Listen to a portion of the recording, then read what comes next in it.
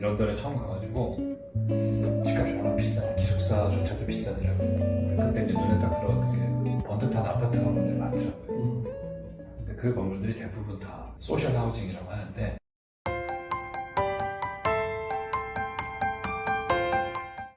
네, 안녕하세요. 퇴근길 김태근 변호사입니다. 오늘은 유아파이신 우리 최경호 소장님, 박준 교수님을 모시고 사회주택에 대해서 한번 알아볼게요. 사회주택이라는 개념이 익숙치는 않잖아요. 그래서 사회주택이라는 게 보통 우리는 민간 분양주택, 아니면 공공 임대주택, 아니면 공공 분양주택 이렇게 보통 이제 주택의 개념을 알고 있는데 보통 이제 제3섹터라고 하는 사회주택에 대해서 사회주택이 필요하다라고 이제 말씀하시는 분들이 많이 있습니다. 그래서 오늘은 사회주택의 전문가인 최경호 수장님을 모시고 말씀을 들을 예정이고요. 최경호 수장님은 네덜란드 암스테르담에서 유학하셨습니다. 그리고 오늘은 이제 박준 교수님, 서울시립대 박준 교수님 모셨는데 박준 교수님은 영국 런던에서 박사과정을 마치셨고요. 그래서 사회주택에 대해서 최경호 소장님과 박준 교수님의 여러 지식과 의견들을 한번 들어보도록 하겠습니다. 반갑습니다. 네, 반갑습니다. 네, 저는 유학파라고 맞습니다. 네, 유학파. 런던파와 여기 암스테르담파, 런던파. 그러면서 이 대담을 진행하는 저는 한국토종 학파입니다. 셋 다 학파가 공부 열심히 안 하잖아요, 지금 다. 열심히 해요. 한국 사회에서 사회주택이라고 하면 좀 많이 생소한 개념이에요. 이 별내 위스테이 같은 경우는 한 500세대 아파트 같은 데서 지금 많은 아파트 입주민들이 굉장히 행복하게 살고 있다는 소식도 들려오고 있고요. 먼저 사회주택의 개념에 대해서 쉽고 간략하게 설명해 주시죠. 제일 많이 듣는 질문이 이제 사회주택이다 그러면 그게 뭐냐? 그러시는데요. 공공주택하고 민간주택하고 있으면 세 번째가 사회주택이라고 생각해 주시면 좋겠고요. 그러니까 1섹터 하면 공공, 2섹터 하면 시장 이렇게 얘기하면서 3섹터 하면은 시민사회, 풀뿌리, 공동체 이렇게 얘기를 하잖아요. 그 3섹터인 소셜섹터 공급을 직접 하거나 아니면은 공공주택을 위탁받아서 운영하는 경우들을 사회주택이라고 이제 할 수 있겠습니다. 그래서 공공은 아닌데 좀 이렇게 너무 돈은 안 밝히고 뭔가를 어떤 가치를 추구하는 애들 이렇게 생각하시면 될 것 같고요. 외국에서는 이제 소셜 하우징이 더 먼저 있었어요. 그러니까 18세기, 19세기 협동조합이나 이런 풀뿌리가 우리나라도 왜 향약이나 두레 같은 게 있었잖아요. 20세기 들어서 공기업이 생겨서 공공주택을 공급했기 때문에 외국에서는 이제 소셜 하우징이 그걸 다 포괄하는 넓은 개념인데 우리나라에서 이제 그 2010년대 후반부터 좀 공급된 이 어떤 사회적 경제 주체라고 하는 협동조합이나 사회적 기업이 공급하는 걸로 좀 좁은 의미의 사회주택으로 부르는 경향이 있어요. 여기가 사회주택이구나 라고 볼 수 있는 구체적인 예를 하나 소개해 주실 수 있을까요? 빌라 같은 것들 매입 임대주택이라고 우리 하는 그런 경우들 중에서 이제 사회적 기업이 운영하는 경우들이 있어요. 그리고 얼마 전에 또 청년들 위주로 쉐어하우스를 하는 경우도 있고 이제 위스테이 같은 경우가 있고요. 그래서 그런 사회적 기업이나 사회주택 사업자들이라고 할게요. 그분들이 한국에 한 협회에 모여있는 분들은 한 80여 개 정도 되고 실제로 주택을 공급하신 분들은 한 20, 30 업체 이상 되는데 그분들이 하는 게 사회주택이라고 볼 수 있겠죠.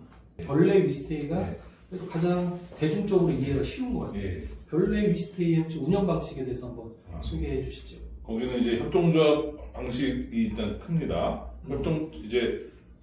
개발사업 단계는 리츠라고 이제 부동산 투자회사에 들어가는 그 큰 돈이 있었는데 거기에 협동조합이 지분을 가지고 들어가는 거고 입주자들이 이제 그 지분을 부담하는 거죠. 그게 이제 보증금의 개념으로 그게 들어가고 임대료도 이제 매달 내는데 그게 이제 시세에 비해서 파격적으로 싼 거죠. 그러니까 그냥 쉽게 생각하시면 사회주택은 개인이 소유한 건 아니다. 근데 좀 싸다. 그러면 이게 공공주택인 것 같기도 한데 그것도 아닌 그런 어떤 제3의 지대에 있는 게 되겠습니다. 그러면은 이제 협동조합원이 되어서 한국에는 그런 게 있잖아요. 내 집은 갖고 있어야 하는데 그런 게 있는데 만약에 별내 위스테이에서 한 10년, 20년 있게 되면 내 집이 생기는 건가요?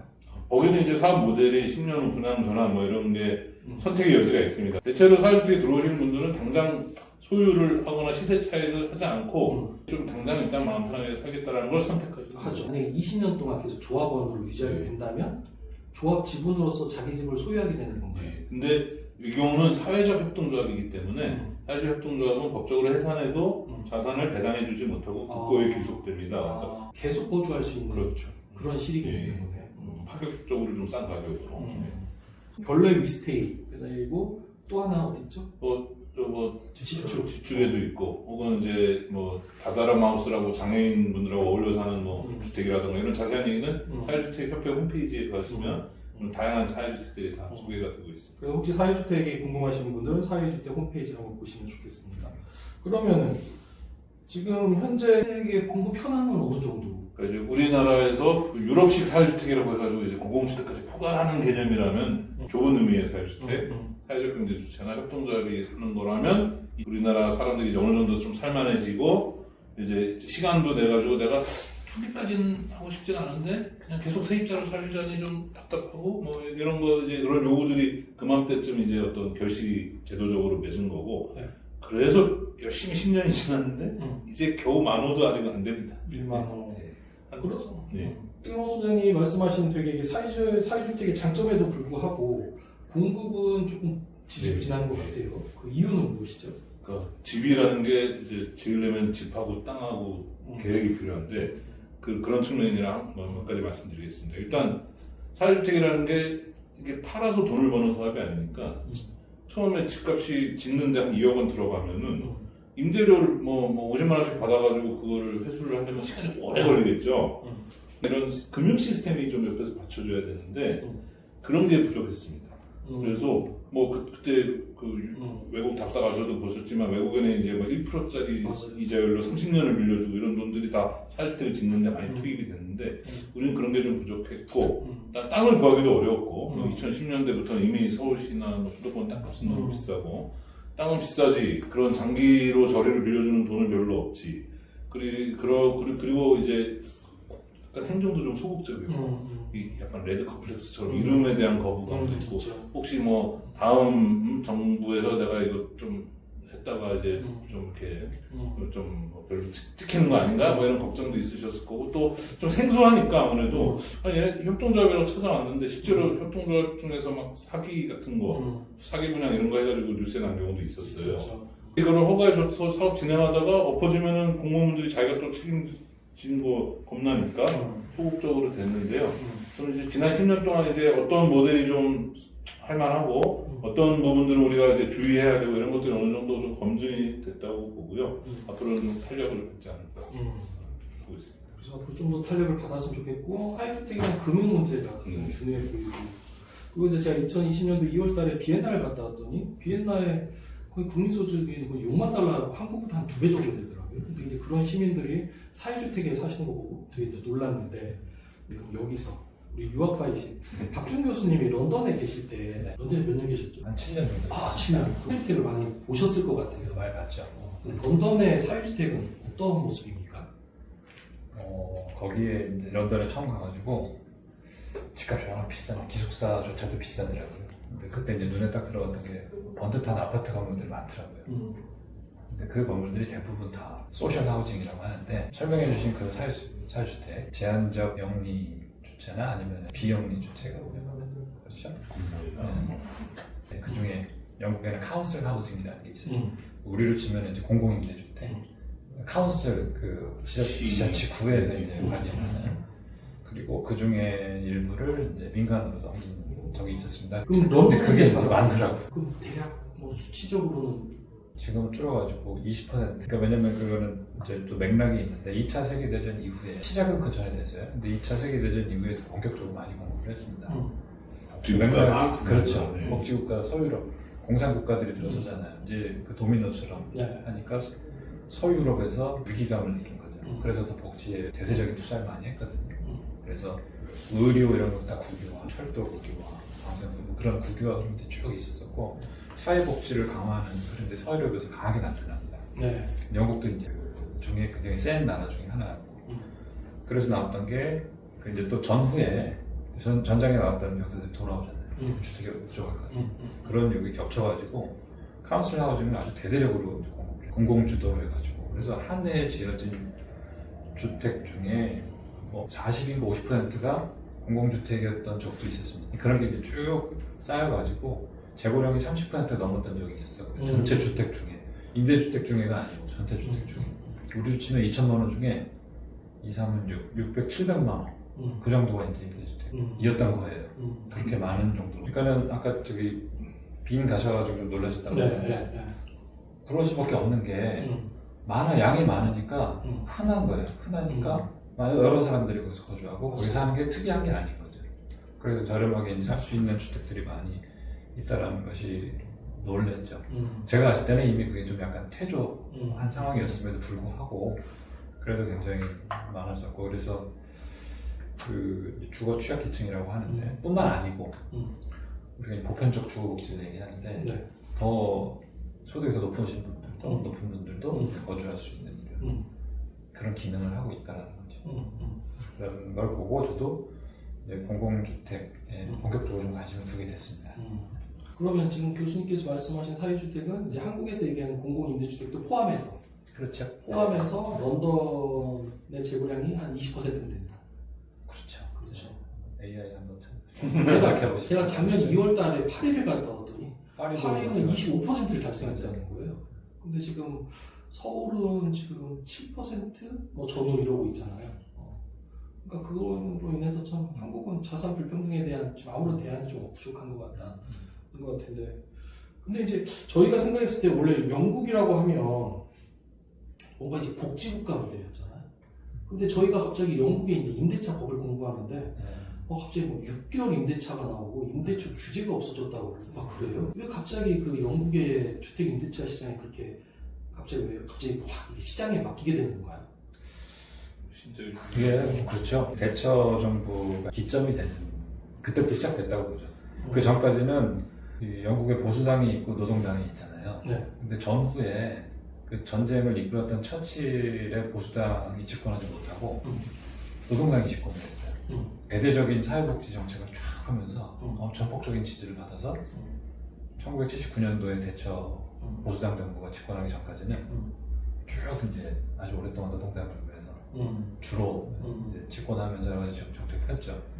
그 정책 중에 하나가 이제 공공주택 정책, 소셜하우징 정책이었었고, 그래서 그만큼 이제 주택 재고 중에 전체 재고 중에 공공임대주택, 소셜하우징 비중이 그렇게 높아졌던 거죠. 근데 일처 정부의 이제 기조는 뭐였냐면 너무 기대해진 공공섹터의 비효율성을 비판을 하면서 소위 말하는 이제 신자유주의로 나가잖아요.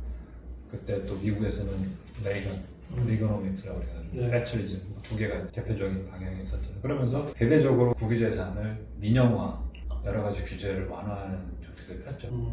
그게 한 20년, 메이저까지 이어져가지고 20년까지 가고 한 10여 년 가다가 다시 보수당, 데이비드 캐머런 보수당 정부가 돼가지고 불과 몇 년 전까지 이렇게 쭉.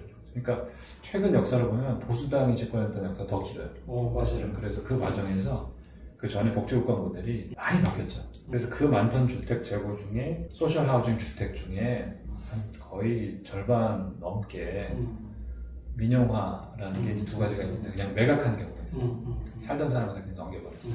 살 수 있게. 그리고 또 하나는 그 비영리 또는 이제 제한적 영리 임대 사업자에게 넘긴 겁니다. 그렇게 해서 이제 관리를 했던 이런 것도 마찬가지로 그런 맥락에 이제 있었죠.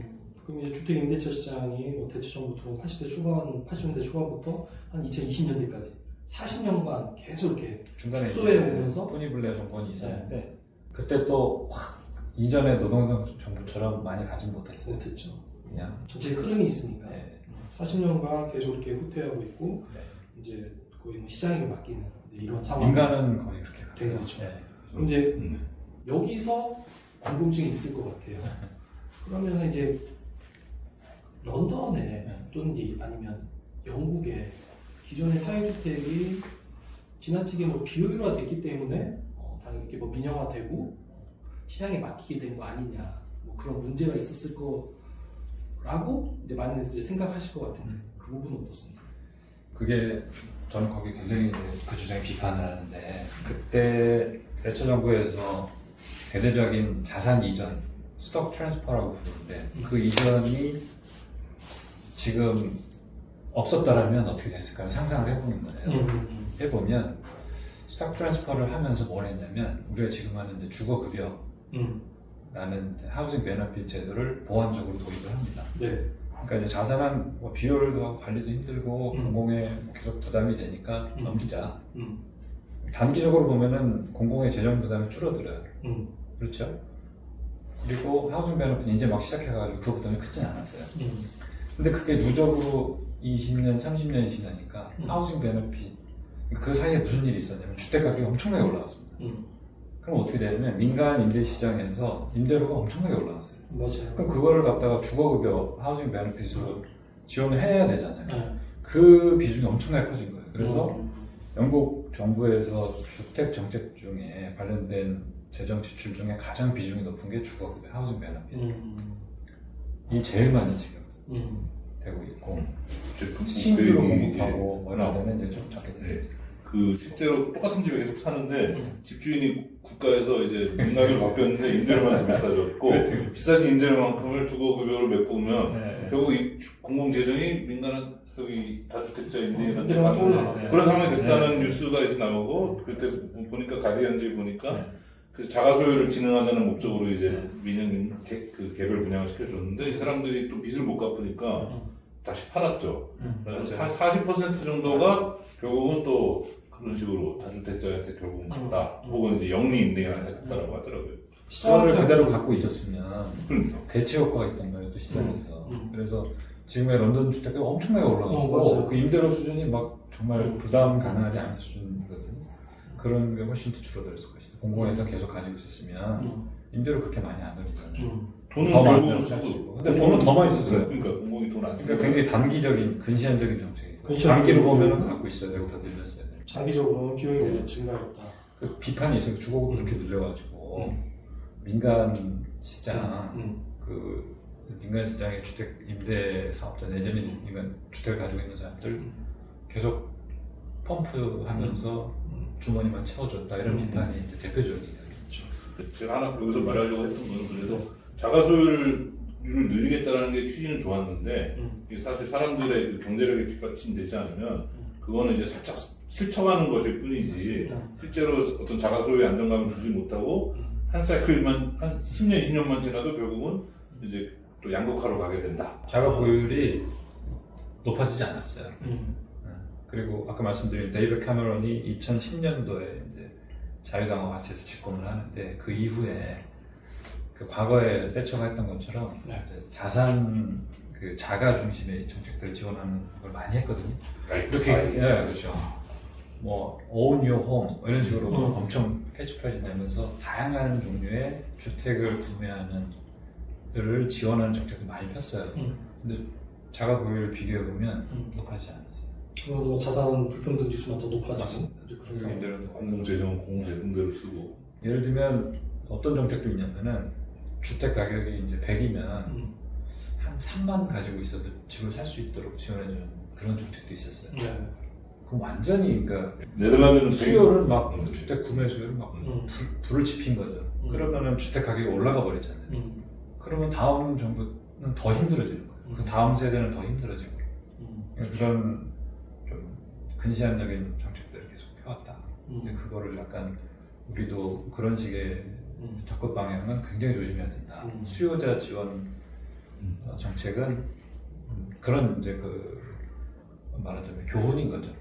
그 연구에서 있을 때는 일을 보면 공급 지원을 해야 된다 이거죠. 같은 한정된 지원이 있으면은 그래가지고 수요자 지원 해버리면 올라가 버리고 끝나요. 소수이고. 근데 공급자 또는 이제 우리가 치면 소셜하우징, 공공임대주택, 사회주택을 더 많이 확보해놓으면 이거는 두고 여러 사람들이 더 많이 혜택이 가고 다음 세대에 더 도움이 된다. 제가 이제 비엔나의 사회주택도 방문을 하고 파리의 사회주택도 방문을 했는데 한편으로는 그런 의견도 있다. 그런 의견도 있더라고요. 런던의 사회주택은 좀 주택의 질 관리에 좀 실패했다라는 의견도 있는데 그건 어떻습니까?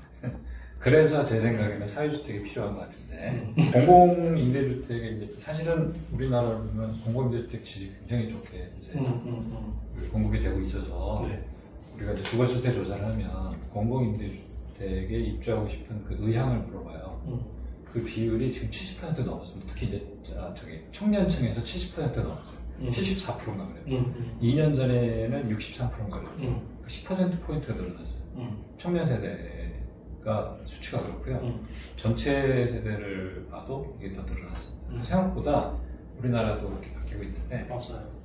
예전에 이제 공공주택은 질이 안 좋다는 그런 편견과 통념이 있었는데 그렇지 않다라는 걸 미리 말씀드리고, 근데 이제 공공에서 너무 많은 주택을 관리를 하다 보면 아무래도 모든 행정도 그렇지만 비효율 같은 게 이제 발생할 수 있고, 너무 또 대규모로 하려고 하고, 소규모에 좀 창의성이 있고 곳곳에 공급이 돼야 되는 부분은 아무래도 이제 약하죠. 그래서 사회주택이 이제 필요한 건데, 민간이긴 하지만은 제한적 영리 또는 이제 비영리 이런 기관에서 창의성 있게 곳곳에 그런 거를 공급을 하는 거예요. 그러면 우리 여러 가지 우리들이 막 이제 싹트고 있지만 대대적인 근데 이제 그 비결 중에 하나는 그게 이제 잘 되려면 유럽의 네덜란드 마찬가지, 오스트리아, 영국도 마찬가지. 그렇게 잘 되는 비결은 그냥 되는 게 아니고 공공에서 지원해줘야 돼요. 대폭. 그래야 그게 이제 되는 겁니다. 근데 그게 많지 않은 상황에서 10,000호를 공급했다. 이거는 좀 엄청난 성과라고 보고요. 오스트리아 같은 경우는 제가 알기로는 토지를 엄청 저렴하게 공급해요. 맞아요. 그게 핵심입니다. 지금 임대주택에서 제일 중요한 게 거주 기간, 장기간 거주 기간하고 임대료 수준인데, 지금 우리 사회주택은 그런 측면에서 보면 한계가 있어요. 맞아요. 임대료 수준이 아주 많이 낮지는 않고 시장 시세 90%인데, 그리고 거주 기간도 그렇게 길지는 않잖아요. 분양 전환을 해야 작동할 수 있는데, 근데 그렇게 되는 게 우리가 뭘 못해서 그런 게 아니고 지원을 충분히 맞으면 된다. 그래서 유럽 같으면은 오스트리아 비인은 무슨 도시재생 무슨 기금인가 뭐가 있어요. 거기서 땅을 엄청 적극적으로 확보를 해요. 맞아요. 그래서 그거를 비영리 또는 이제 제한적 영리 임대사업자에게 지원해줍니다. 해주고 하니까는 이제 공급을 많이 할 수 있고 저렴하게 임대료를 책정할 수 있고 장기간 운영할 수 있고, 대신에 그렇죠.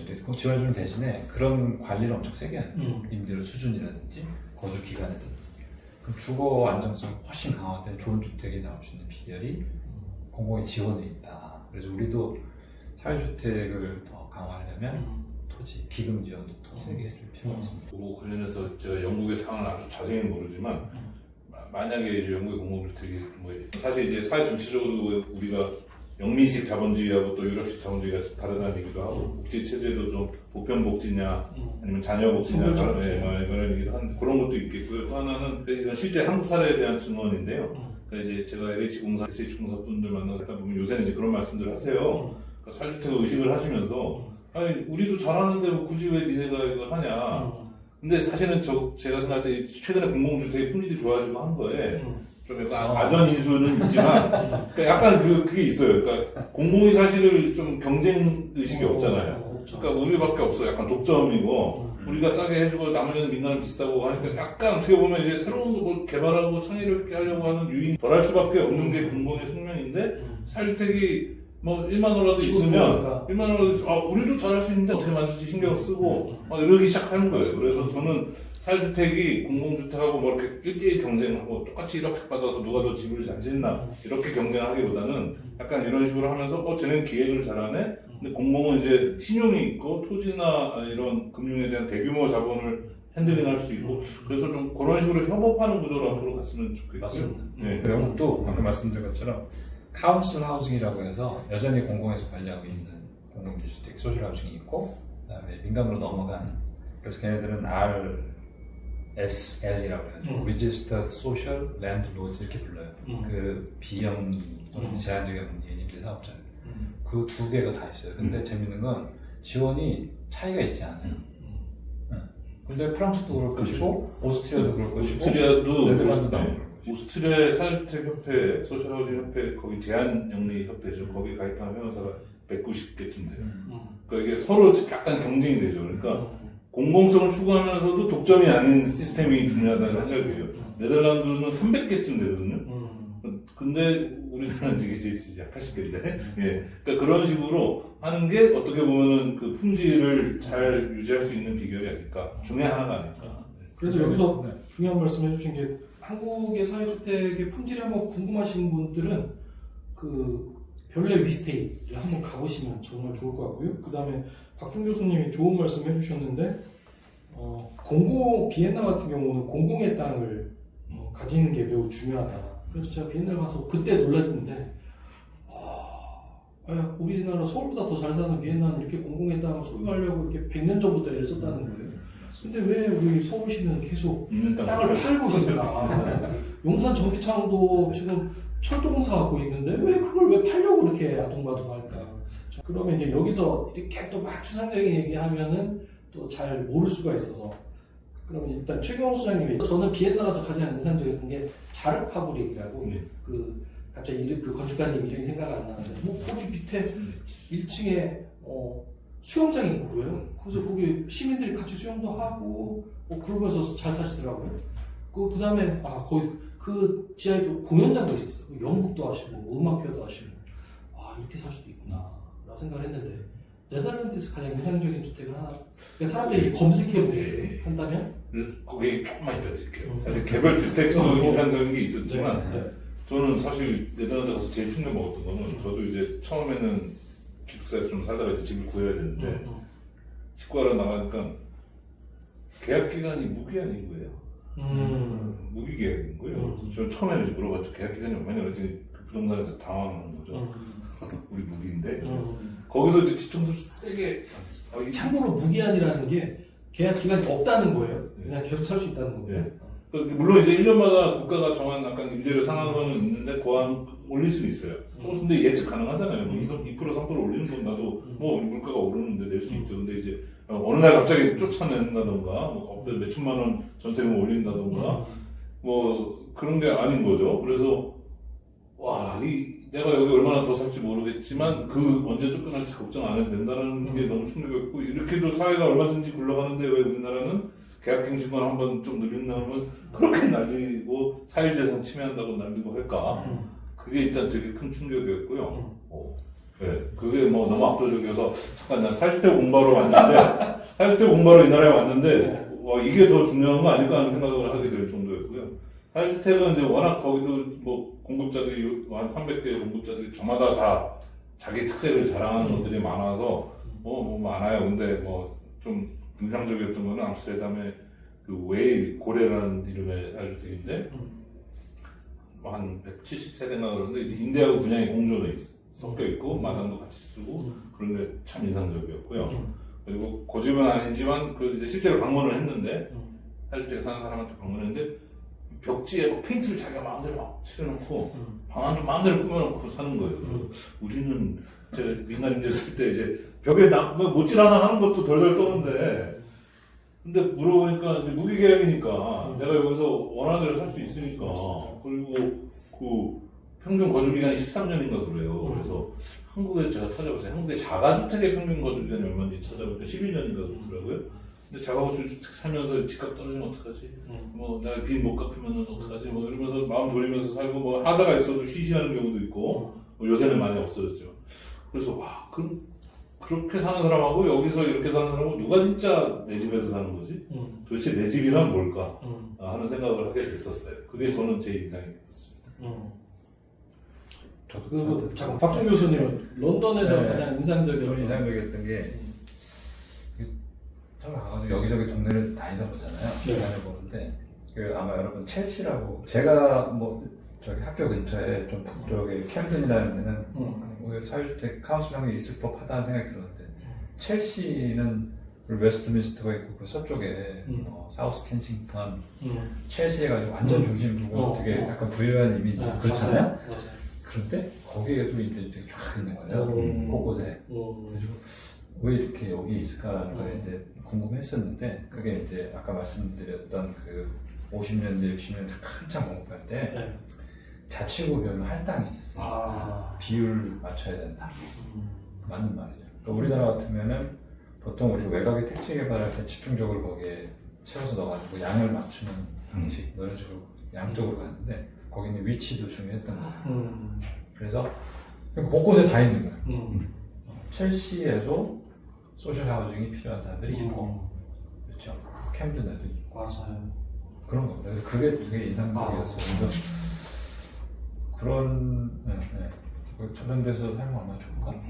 그래서 저는 좀 생각하는 게 부럽더라고요. 공공임대주택도 서울시에는 좀 중심부에 지으면 좋겠어요. 너무 외곽에 짓지 말고 계속 외곽에 지으니까 정비창. 물론 정비창도 좋죠. 그런데 뭐 최소한 절반 정도는 공공임대주택을 짓고 해야 도시가 굴러갈 거 아니에요. 맞습니다. 그게 임대료가 문제라면 임대료 요새 이제 소득하고 연동해서 하잖아요. 네. 운영할 수 있는 방법은 사실 다 있습니다. 있어요.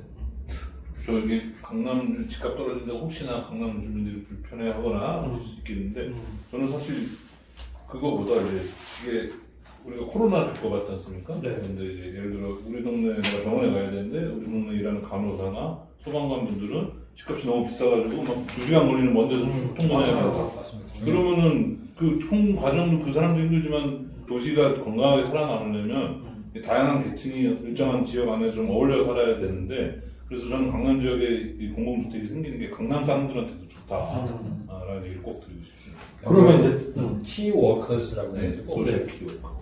뭐 교사, 네. 소방관, 간호나 그 키워커스라고 해가지고 그분들을 위한 주택 정책은 또 별도로 있고 그분 핵심은 뭐냐면 직장에서 가까운 곳에 거주하실 수 있도록 하는 정책들이 있죠. 소셜 키워커스, 사회적 그냥 핵심 키워커스라고 키워커스. 하시면 라고 이제 지정을 하고 그분들을 위한 그분들이 대체로 또 별도로 있습니다. 아, 근데 그거를 다 커버할 수 있는 건 역시 공공임대주택이 네. 많으면 네. 소셜하우싱 많으면 자연스럽게 이제 녹여 들어갈 수 있는 거예요. 여기까지 유아파 두 분을 모시고 토종 김태근 변호사가 함께 진행했습니다. 오늘 함께 해주신 우리 최경호 소장님, 박준 교수님 너무 감사합니다. 그럼 지금까지 그 퇴근길의 여러 사회적 가치에 대해서 전문가들의 의견을 전달하는 김태근 변호사였습니다. 감사합니다.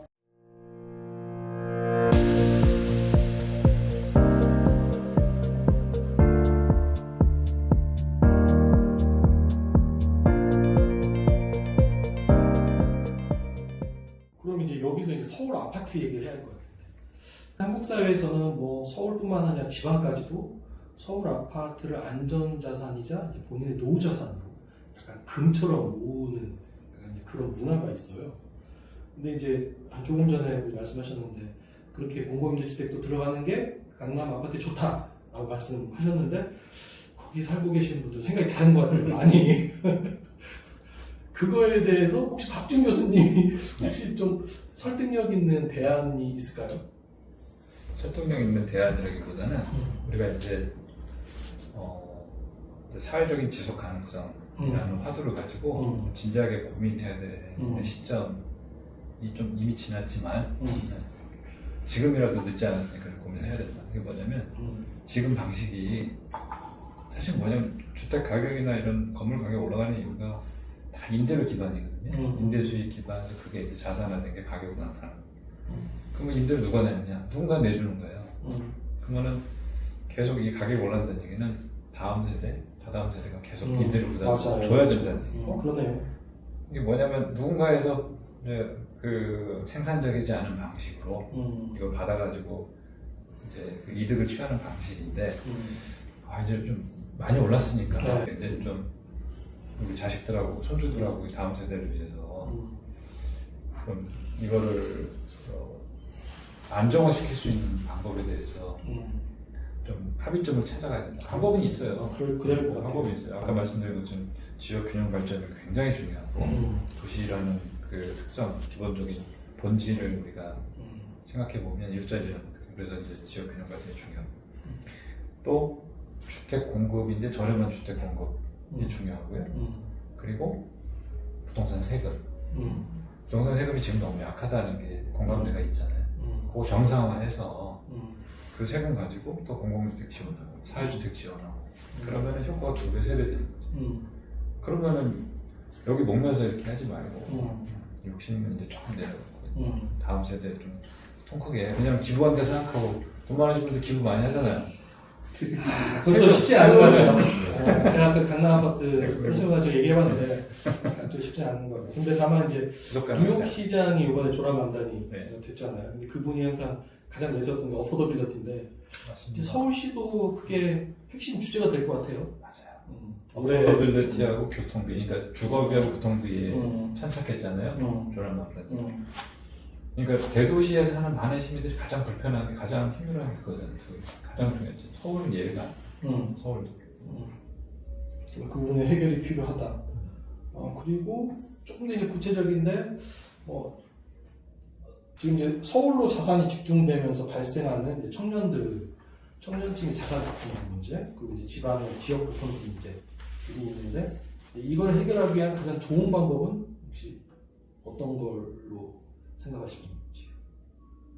네. 아까 질문에 제가 답을 하면서 말씀드렸는데, 이 근본적으로는 일자리거든요. 네. 일자리가 많아지니까 거기에 사람들이 많이 몰리고 되고 그 주변에 살아야 되고 하다 보니까 이 주택 가격에 그런 것들이 반영이 돼서 올라간단 말이에요. 그래서 지금 서울의 과밀한 성장을